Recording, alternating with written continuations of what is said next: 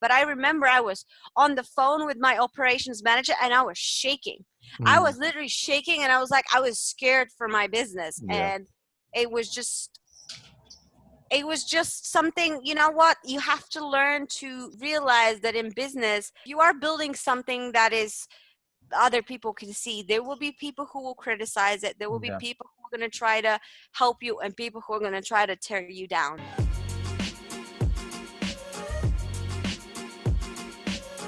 Hello and welcome to another edition of the Small Business. I'm joking. The Business Owner Elevation Podcast.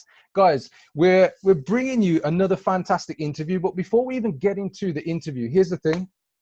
You're wondering, where is my co-host, Robert Dean Smith the First? Now, would you believe it? 30 seconds ago, he was actually here with me. This is like crazy, I know, and you're thinking he's changed into a woman. No, the person you're seeing right now is the lovely Katya, live stream Katya. And we're going to get stuck into a deep dive interview today. And she's been very gracious enough to have, basically give us some time to be on our show. And, we're honored to have her here. And whether you realize this or not, this lady has some really great strategies and tips to share with you when it comes to live streaming.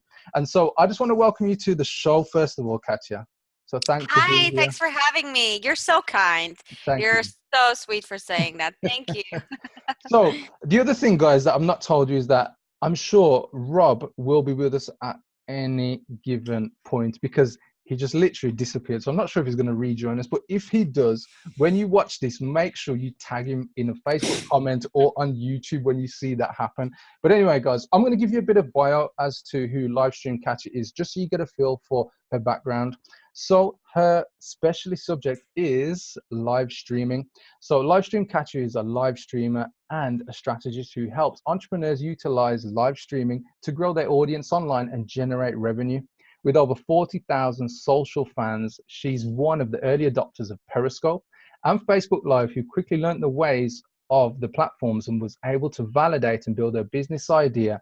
And within 90 days, she quit her banking job. Now that sounds interesting. She's the CEO of Perry 10K, which is a community for speakers and live streamers, and she helps entrepreneurs share their message through live streaming. Today, she's one of the 200 out of millions of users who have Gold VIP broadcaster on Periscope and is passionate about teaching others how to generate revenue live or from live streaming. Now, I'm sure there's lots of questions that people are going to have. And before we even get into the kind of, what things should I be doing for live streaming and blah, blah, blah, and how do you generate this and how do you do that? I just want to ask you, Katya. Now, with live streaming, I remember you back from your Russian hat that you would wear on your periscopes. And that's how I came across you, first of all. And I do believe one of our clients who we have, have had in one of our programs has been on your Perry 10K challenge, Rita Ida, to be specific. And the question I've got is, to leave a banking job and to do the things that you're doing, and we're going to get stuck into that, do you have any key principles, a mantra or a specific quote that you kind of repeat in order to get to where you're going and deliver the success that you've achieved in your business so far? I'd say I have quite a few, but if I was to pick one that has guided me through my whole life in, getting a first class law degree and getting A-star at high school and getting a top level job to then building a business and pretty much through everything, is there's nothing that doesn't have a solution. Every Hmm. problem has a solution, and there is not just one way of solving it. So for me, what I always try to remember myself is, if something's not working, Yeah. that doesn't mean it's over. It just means I have to find something else, some new way of doing things. So for me, Hmm. really, I think what's really guided me throughout the 2 years of building the business and in the past growing up is really my ability to think about different ways of solving the same problem, and whether Hmm. that's make more money, whether that's get healthier, whatever problem it is just thinking about different ways of doing it and not give up until we get there. So really, that is the one for me. Hmm. Awesome. Thanks for sharing that. So every problem has a solution, and more often Every than not, more than one. So What I'd like to do next is really deep dive into the bio. Probably give us about 5 minutes, of your kind of backstory. You said that you were in banking. You said you Mm. graduated with a first class law degree. Now that makes for some interesting, I would say, after dinner conversation. So take me back to kind of where for you it all began in your career. Well, in my live stream career, let's just say that one of the things that I was doing at university, I had 7 jobs to support myself when I was studying at uni. And one of the jobs was me working as a brand manager for companies like Dell, Hmm. HP, Superdry. So I would go on to I would go into the university campuses and I would promote their graduate programs, some of their products. I would give away Dell laptops, and I would do all kinds of fun things. And even back from then, I got into the marketing aspect, the branding, the marketing. And I had to, at the time, with having no marketing experience, what my job was to come up with marketing campaigns with zero guidance. Like, Ah. here's the goal: you need to get that many graduate applications. I don't care how you do it, you just go do it. And I had to come up with my own ways of marketing. Hmm. And probably that's where I saw the ability that I had, natural abilities to market and to create attention around something. Hmm. So when I graduated uni, I realized that I didn't want to be a lawyer because it just it wasn't the creative career that I feel like my mind would cope with. Yeah. And I ended up in banking because it was the thing that I thought was the next not as bad thing to law that is going to pay well. I was like, I don't want to be a lawyer, but banking I think is better and it will pay well. So I got in banking. I got on a graduate program. I started in 2013.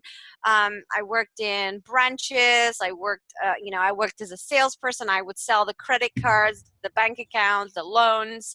And then I ended up eventually working for the managing director in the head office in London for the last year. So out of the 2 years, one of those years was spent in the head office with the MD. Hmm. And I was an exec assistant at the time. I was an executive assistant, very back office job. There was nothing. There was nothing like front. I wasn't the front face of anything. I was literally at the background and Hmm. helping my boss was managing 12,000 people. Hmm. uh, so at the time I was really happy in my job. I was super happy with what I was doing, but I wasn't really inspired to continue there. I wasn't like, oh my god, I can see myself working 30 years in this bank Yeah. and then becoming a director. So when I discovered Periscope, it was my escape. It was like, Um, this is my fun time after my work time. And it just happened that when I discovered Periscope, I started observing what other people were doing, and I saw that they were selling on Periscope. Like, they were selling their own products, their own services. And I just thought, these people are geniuses. I was like, this is brilliant, because they were selling live and the viewers wouldn't even realize it. They were just mm, like buying. And I just loved it, and I became obsessed with it and started studying it. I started broadcasting, testing different things, and that's when I created Perry 10K, which is a community for live streamers. And I created Perry 10K at the time. It was totally free. It was just something I did for fun. mhm, And really, really quickly I built it to like 150 people within like a week or two. And I was spending so much time managing it. It was so overwhelming to me that I had to do something about it, and I was either going to shut it or monetize it. mhm, And I like to monetize stuff, so I was like, I'll monetize it. And what happened was I started charging a monthly fee for it and put an application form. So mhm. I made it super exclusive. I put a really good early bird offer. The first 20 people this price, the next 20 people this price. Like, I made it really, really like Yeah. flashy. And within literally 3 months, we got about 60 members, paying between 10 to 10 to 30 pound a month. Mm-hmm. And at the end of the 3 months, I was like, oh, I looked at my bank account. I was like, oh, this is making as much as my bank job. I was like, why am I still in banking? I'm making as much money from this part time that I do from this full time. I Yeah. think I should quit. And that's what happened. I was just like, I just reached a point where my fun hobby turned into an income, Mm-hmm. and I just made it into a full-time job. I could have stayed working and built that too. um, there were a lot of people that said to me, wait, you need to get 150 members first, paid members. I was at 60 at the time, 60 paid members. Mm-hmm. They're like, you need to get 150 members, don't rush this. And I was like, do you know what, who cares? If I quit this now, I can actually give it a shot. If I don't quit this now, um, I can burn out, because it Yeah. was really exhausting to go to both work and manage Mm-hmm. this. Also, my logic was, if I can do this part time, imagine how much more I can do if I was focused on it full Yeah. time. Yeah. The Absolutely. focus aspect. So, uh, thankfully, it worked out. Periscope didn't go anywhere. Hello. And then eventually I expanded into Facebook Live, and now I've made it so much more than, like, I do not rely on Periscope. At the beginning I did. I no longer rely on Periscope. Yeah. So Yeah. that's the beautiful thing about it, and it was a good decision.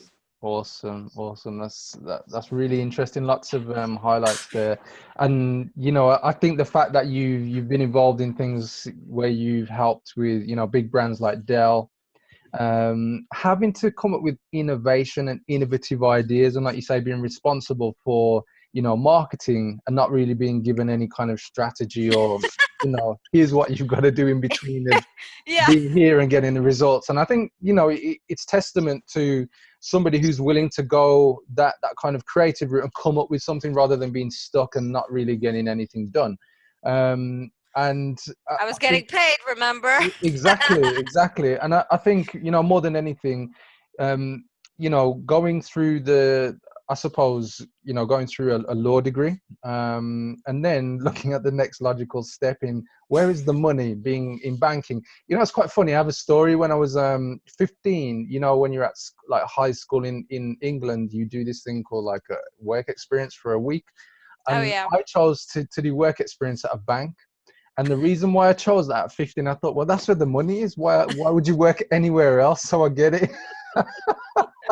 Because that's what you naturally think, but the truth is the money's only in the bank if you're in the, like, if you're at the top, Yeah, or if you're in the investment exactly.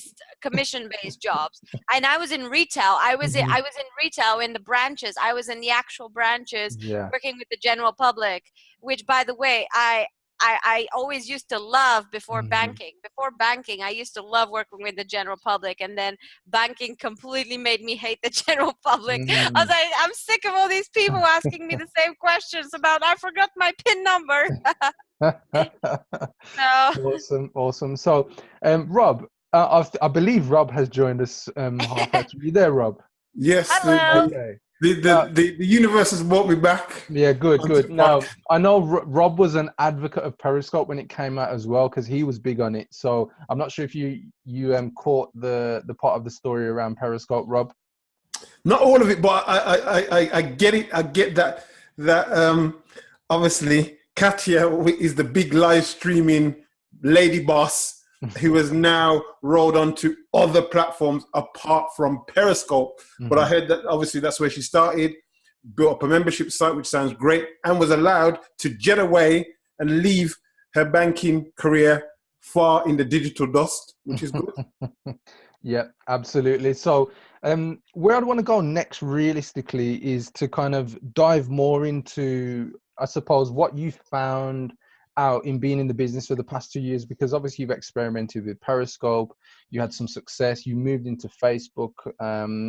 Now, I can't remember how long I've been connected to you for, Katya, but I see the stuff that you're putting out there. And, when I come across people who put good quality content out there, and you've got, like I said, we've got one of our clients I know has been on your program.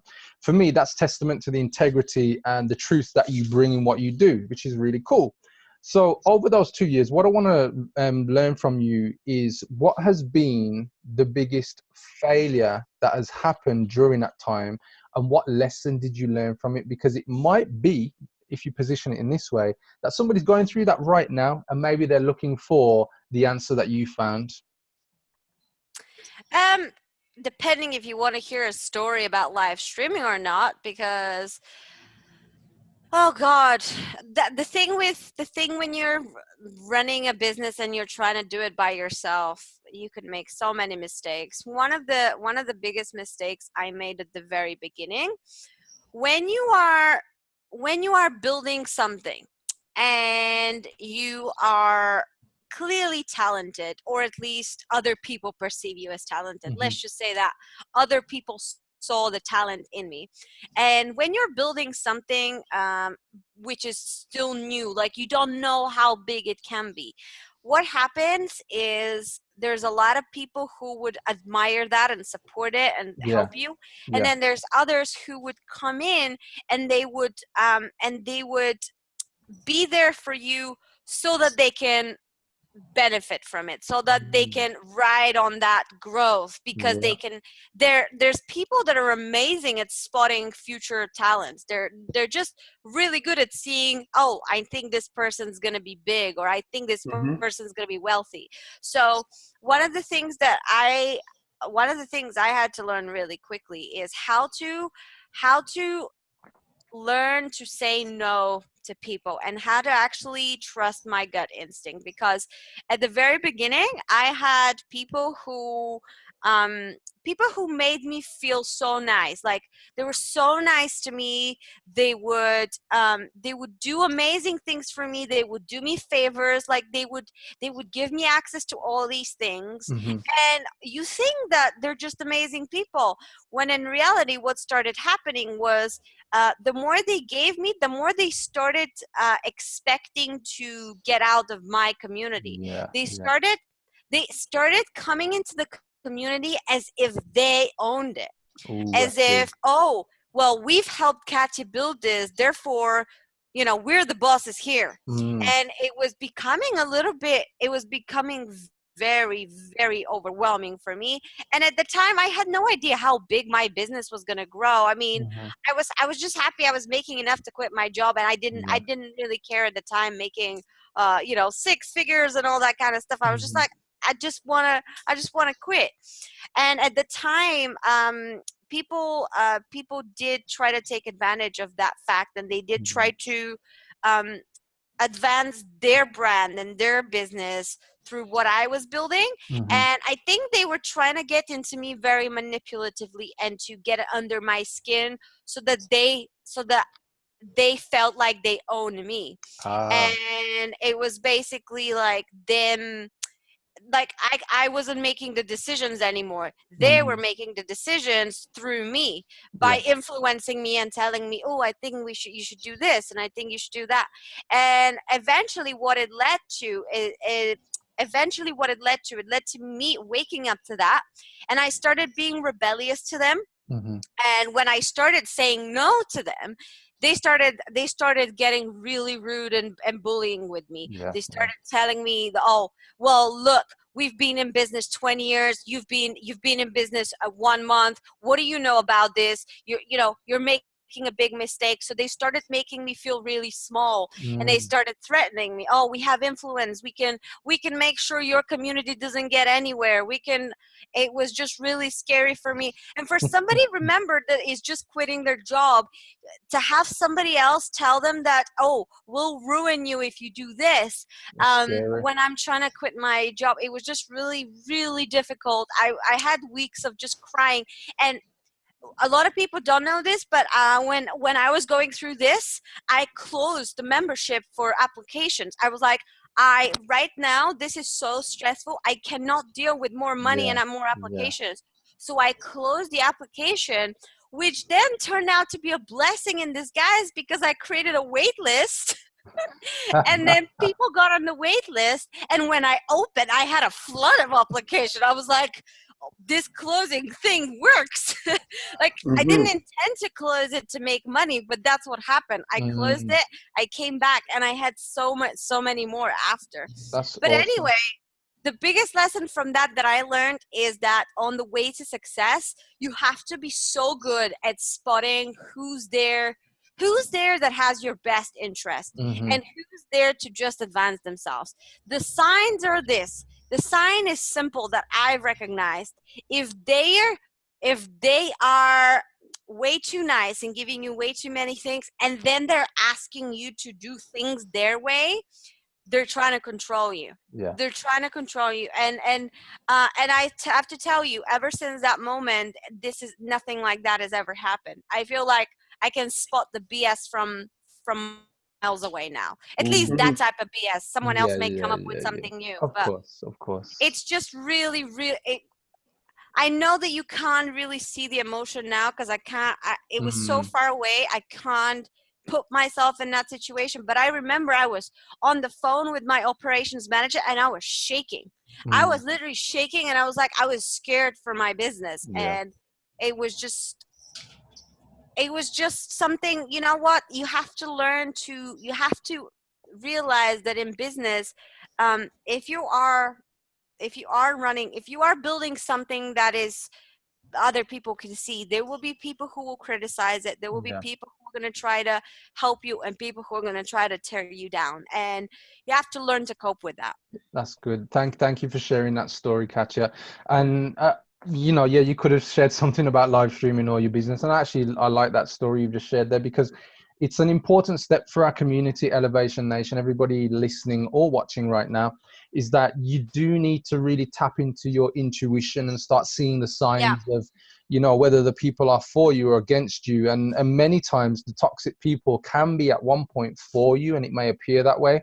And, you brought out something, I think a little technique people can use. And just like you say, when people start to get into the realms of control, that should be your first sign. Is this 100%. and is this going to elevate me, or is this actually taking me somewhere else where I don't actually want to go and I haven't agreed to? So thank you for sharing that distinction there. Rob, I don't know if there's anything else you want to add, or if you want to move on.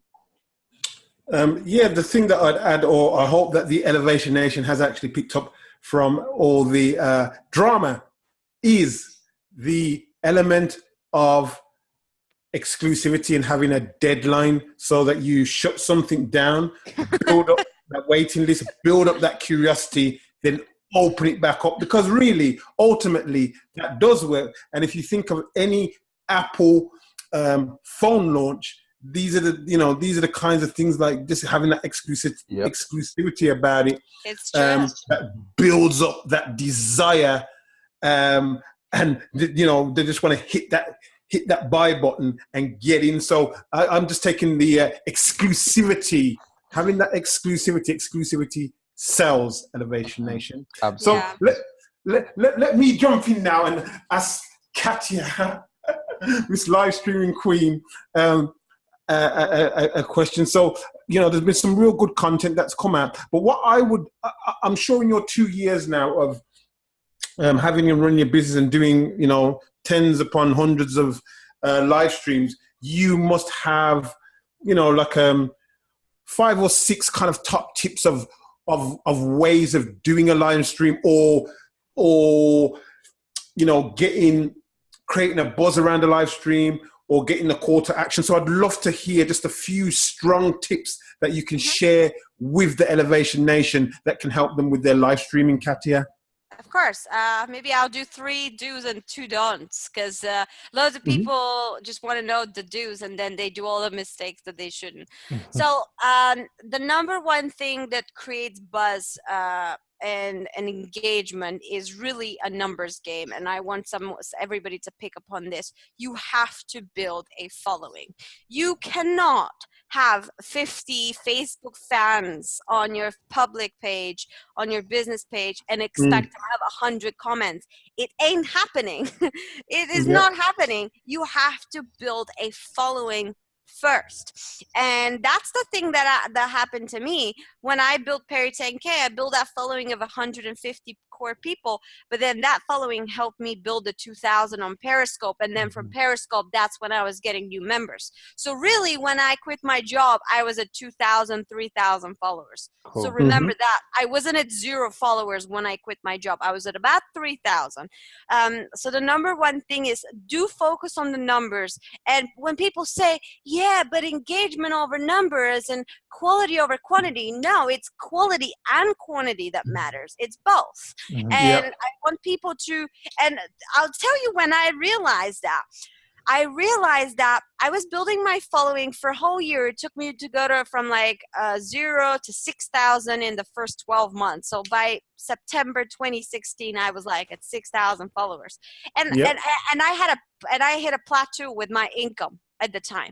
And then what happened one day, out of nowhere, I did nothing different, but just like, I call this consistency luck.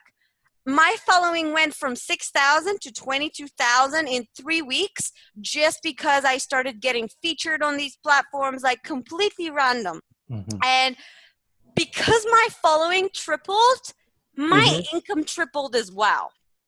And I was like, holy cow, my income went up as well because I have more eyeballs into what I'm doing. Duh. So I want people to take that away. Numbers do matter. If you have anything less than 1,000 followers, you don't have a business. You need at least 1,000 solid, loyal fans in order for you to generate it. I'm talking if you're talking about an online business. If you have a obviously brick and mortar doesn't matter. But if you're trying to generate money from your social media, you need at least 1,000 that are loyal and are interested in what you do. So that's my tip number one. Yep. Okay? Great tip. Great tip. Tip number two is start small and don't worry about the equipment. What you see now is like a really professional setup that, you know, I have equipment in the likes of probably over $5,000-$6,000 just of live stream equipment that I have generated over the last 2 years. But all I started with was a Samsung Galaxy S4. Like a 2012 phone, probably. I started with a Samsung Galaxy S4, and I would just hold it in my hand on Periscope. I still have some of my old Periscope. The quality is terrible, but that didn't matter because people were coming in just to listen to what I'm talking about. So please, if you're starting out and if you have nothing, don't let that discourage you, and just go live. Even on YouTube, yes, if you have better production, it helps. But really, the first thing is the content that really matters. So don't worry about the equipment. Number three that I would say that do is do have a topic in mind before you go live. One of my most down, like, I used to think that, oh, I'm really good at coming up with content. I bet everybody is like that. When the things that come natural to you, you think everybody else comes natural. I created this live video planner like last year. And when I put it out there, people went crazy over it because what the live video planner did for them is it helped them came up with 30 content ideas in 15 minutes. And I was like, holy cow, I used to think that's the easy bit and everybody knows how to do that. But the moment I put that freebie out there, when I saw how many people went crazy over it, and then when everyone came back and said, oh my God, Katya, look at my content calendar, I've never had such a thing. And it was just incredible to see. So the third tip I have for you guys is do have some kind of a schedule or a content in mind. Like, don't just press live and just stare at the screen, because there's nothing more awkward than that. I mean, come on. We all know the person that is like, who is there? Hello. Hi, Johnny. Hi, look. No, like, don't. Seriously. Absolutely. So that's my do's, and then my two don'ts is number one. I always say, please don't ever say on your live stream that I'm just gonna wait for a few more people to join me. Please don't say that. If you say that, what the viewers are hearing is, oh, so I'm not important enough for you to start your content now. You're going to wait for some more people. That's not fair. I'm out. That's what they're hearing. That's not what you mean. You mean, oh, I'm going to respect others to come in and get more people to hear it. Yeah. But what they're hearing is, so I'm not important enough. I'm out. So I always say to people, don't do that. And the second one is, do not ever highlight flaws, or do not ever mention hiccups. Or if you do, make it like laugh at them. For example, some of the biggest, here's a few examples. Sometimes people would go live and be like, I look terrible, I have no makeup. Don't say that, because probably most people didn't even realize you had no makeup until you said it. Or another one is, oh, my hair's really messy today. Or, oh, look at, I have a pimple. Or, oh, I have like, don't mention anything negative about the, oh, my room is messy. Most people's attention span is so little, they don't notice the things that you notice. But the moment you mention those things, they start focusing on those things. The moment you say, oh, my room is messy, they're no longer listening to what you're saying, and they're looking at your messy room. So those are the 5 things, because you asked for 5. Yeah. Yeah, we could have went 10, but I know that we were going to extract some more greatness from you before we have to close this podcast down. So that's great. So on the do's, it was numbers, content, and obviously having a great topic. And then obviously the don'ts is just like not bringing any attention to yourself. And what was the first one? I think the first one. Yeah, don't say wait for people. Yeah. Don't tell them. You can wait for people, but just don't say it out loud. Yeah, exactly. Yeah, don't say, I'm just waiting for a few more people. Elevation Nation, it's a no-no. So you've heard it here first, guys, from the live stream, Katya. Now, thanks for sharing those tips, Katya. What I'd like to really focus on, because I know we're going to be wrapping up in a few minutes' time. What's the number one thing our community, Elevation Nation, need to be aware of right now, in your opinion, when it comes to live streaming? Because I know you've given us some strong tips, but what's the one thing they need to be aware of right now? The one thing is that to know that right now, 74% of the internet traffic comes from video. By 2019, it's going to be 80%. So wrap your head around this. On every 100 pieces, on every 100 clicks on the internet, 80 of those are driven by some kind of a video or a live stream, whether it's on YouTube, whether it's on Facebook, wherever it is. What that means is that unless you have a blog or a website that already has millions of traffic per month, if you don't do live video or video as a whole, you ain't gonna get any traffic. That's basically what it means. You're not gonna get any traffic. And what's going to happen is you're going to wonder why nobody's buying your product, and you're going to start questioning, oh, is it me? Is the problem in me? Is the problem in the product? Is the problem in the service? And I say to most of the people that I work with, most of the time, as long as you solve a problem, the problem isn't with you. The problem is with how you're positioning the problem and how you're marketing it. And if you're positioning it well, but you're not marketing it with video, no one's going to see it. Nobody's going to hear the positioning. So that's the one thing I want them to take away, that really it's not a matter of, oh, this video thing is a nice to have. It's, guys, it's actually, you're actually going to go out of business if you're not doing video, especially if what you do is especially if what you do revolves around an expertise in you, because people buy from people. Nobody's going to go search on Google and be like, let's find the best live stream strategist on the world. Nobody searches for that. What happens is people talk to each other.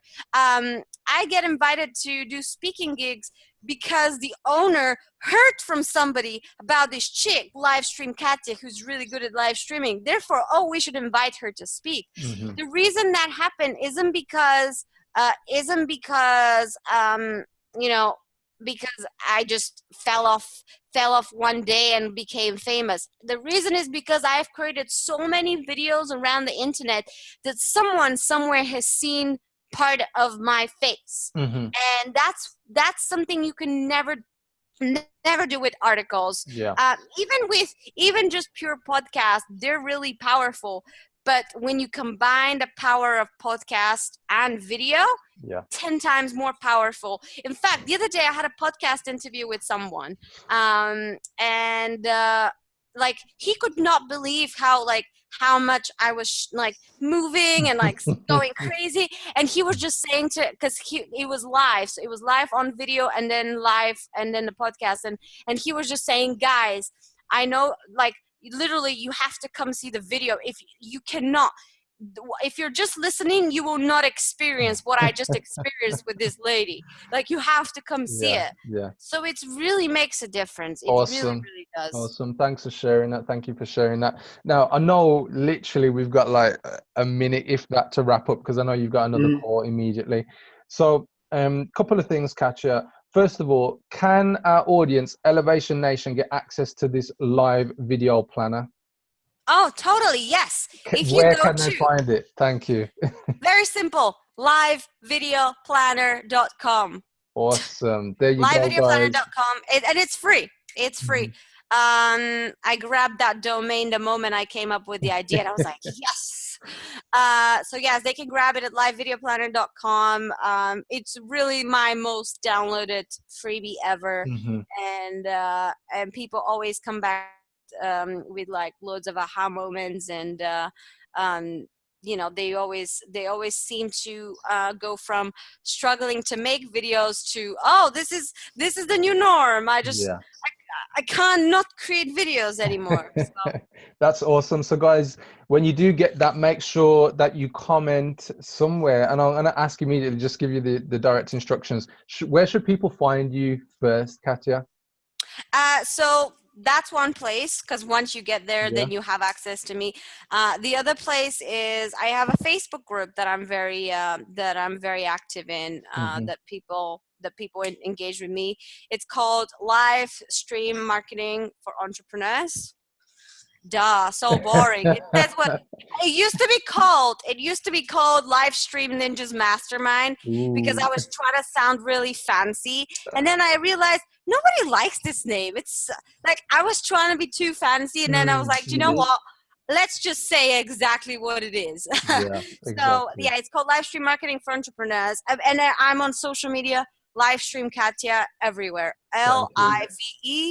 LiveEStreamKatya, and that's on Facebook, Instagram, Periscope, Snapchat, Twitter, whatever you enjoy, I'm there.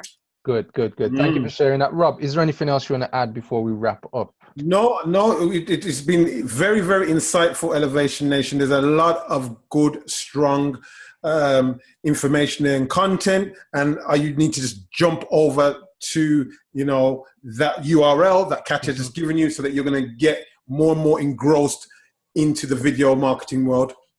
Absolutely. So guys, I'm going to take the final word today. I'm going to take it and own it, Rob. So I know you're going to be okay with that one. Normally we have a bit of a fight over it, Katya, but I'm taking it. So I want to leave you with this, guys. Every problem has a solution. And if you want to make it happen online, remember, guys, 74% right now of all traffic is because of video. If you want to find out more, go check out the web address that Katya gave us. Check out her Facebook group. I just want to say it's been a pleasure. But not only that, Katya, would it be okay if we invited you back next time to dig a bit deeper rather than just a quick kind of show today? Would that be cool? Totally. Yeah, awesome. Absolutely. Awesome. So we're going to have to pop it back in, guys. So on that note, an update. Exactly. On that note, I just want to say thank you very much, Katya. It's been a pleasure. Elevation Nation, you have witnessed Katya, the live streaming queen. Thank you, guys. You rock, both of you. Thank you. Thank you, Katya. Take care. Have a great day.